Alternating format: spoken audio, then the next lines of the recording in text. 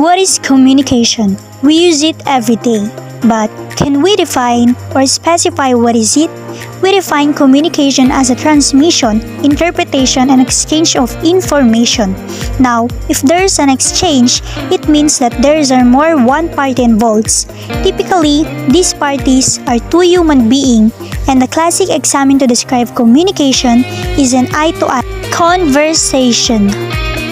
What is organization? Organization is thinking skills that helps you to put things into an order, keep track of your daily schedule, and get the things needed to complete a task before you started.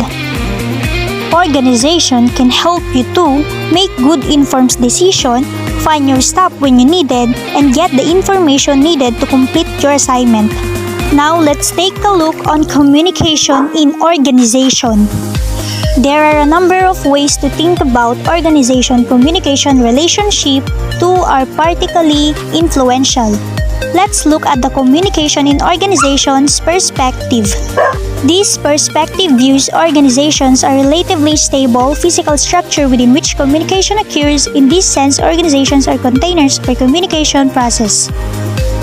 In many respects, this has been the dominant model of organizational communication for much of the history of the field. It approached largely technical, focusing on questions of efficiency and clarity.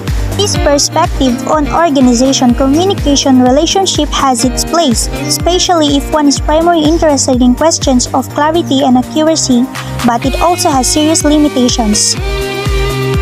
First, by treating communication simply as an information transmission process within an established structures, it tends to downplay the significance of communication. Communication becomes one variable among many.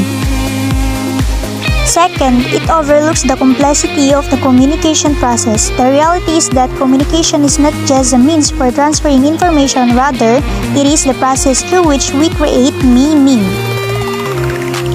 Third, we have a sense of who we are, our connections to others, and our place in the world, because we are communicating beings. Finally, this information transmission view of communication is a problem because it tends to treat the organization as given. The organization themselves tends to be taken for granted. They become relatively fixed and problematic structures that exist independently from communication.